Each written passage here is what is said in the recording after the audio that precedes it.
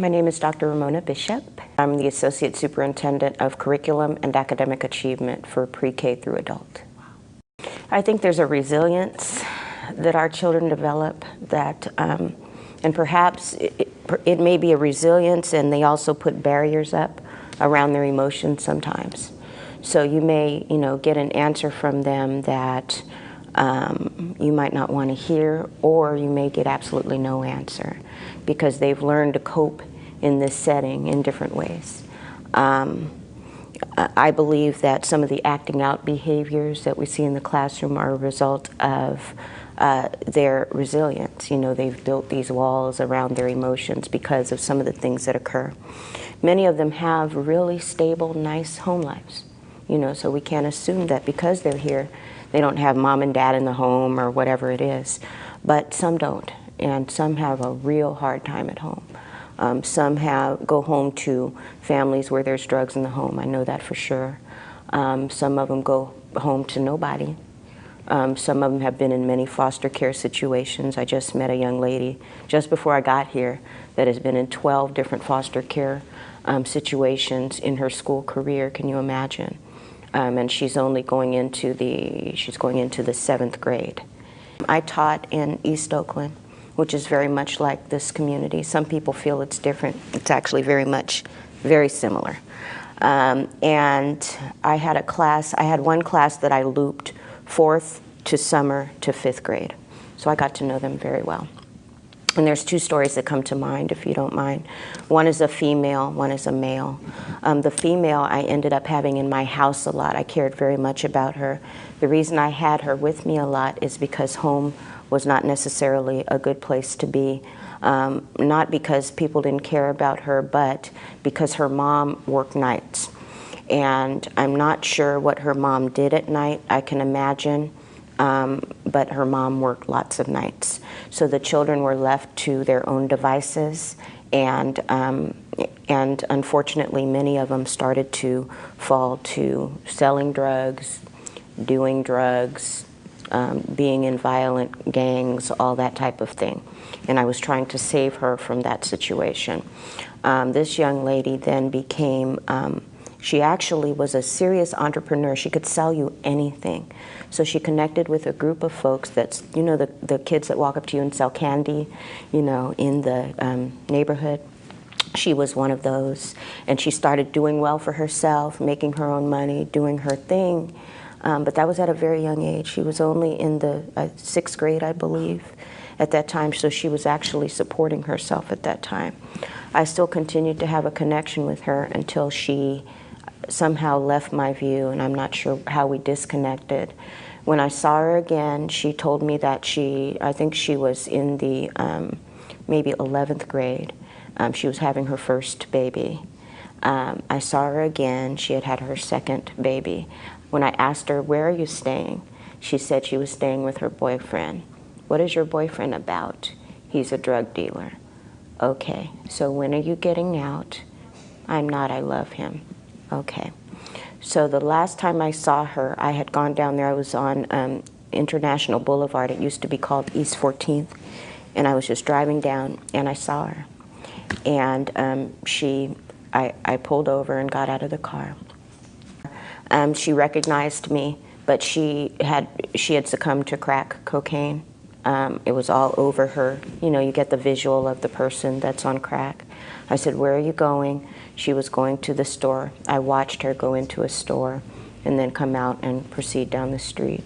But basically, I kind of said bye to my baby. And I tried hard to save her, but she's gone. She's gone. I have another one. That's why what Freedom Hall does is so important, because they follow our children. So I lost track of her because I was in the elementary school, and then she went to this junior high setting where it can be strange. You have all these different teachers. It's very overwhelming for you, and especially if your home life is as overwhelming as hers was. And so that's why what they do is so important. They track kids, and perhaps if there was a program like this for her, she may have gone to college because she was very bright, very bright.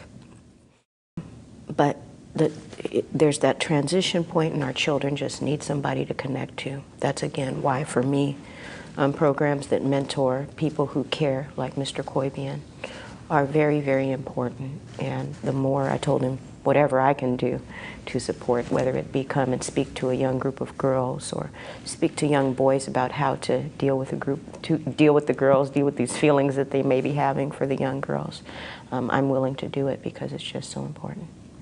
Yeah. There have been so many divides in our country, and so our children need to experience people from all backgrounds. That is so important. More so than just on television or whatever. They need to have experiences of learning to live with people of all different backgrounds. Because when they go into the workplace, they're going to be exposed to people from all different backgrounds. And think 10 years from now, you know, they're going to need to be able to interact globally, you know, with all different people, all different languages, all different backgrounds. So I think it is so important. And even, you know, as an African American administrator, my white students, oh my God, you know, they would just say, you are just so, you're like different. You know, they needed to see that there are people that break down those stereotypes that we have, that we all have. We all have things that we think about each other that are not necessarily what's the truth. So we need to break down those walls and really start to engage with each other. And I think that is so very important. So I would say whoever is available to come be with our children, doesn't matter what the background, where you come from, anything. They just want somebody to care about them, and it's going to help our world be a better place, I think. I just know that Freedom Hall is doing the work that we should all be doing, that they are working individually with children that need them the most. And I've seen the evidence. That young man that I spoke about, the 1.0 to the 4.0, won a writing contest this year. His self-esteem is just off the chart as compared to what it had been. And so this work is so important to our future, critical to our future, and Freedom Hall is on the cutting edge. And if there be Freedom Halls across this nation, I believe that we can change the world, certainly. I know that the superintendent is very interested in building Freedom Hall across the school district. He early identified that Freedom Hall was a model program, and so we would love to grow, not too fast, because again, that consistency is so important, but certainly plant other Freedom Halls across this large school district that we have. But I was just talking to somebody about my father and how important he was to me. So I can't imagine a home, my home, without my father. If it weren't for my father, I'm not sure I would be who I am today.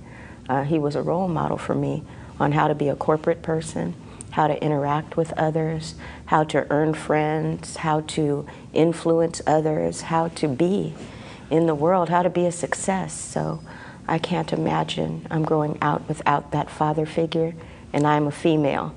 So it's even more critical to have our fathers with our young man. And I think those fathers can come from, again, any background, any place. I think there are many great role models and mentors right here in the community that could stand up and help us do this work. So my girls are a year apart, as you heard.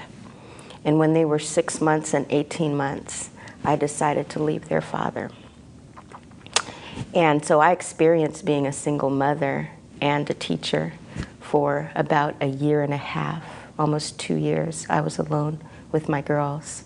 Thank God for my mother and my sister. What a life. Wow. I had 2 babies, and my whole existence when I got home was being with them, caring for them. There was no downtime, none, for 2 years. And some of these ladies have done it for 16, 17, 20 years of raising children on their own. I take my hat off to them, and I say whatever we can do to support them, we should do it, because I lived it, and it is not easy.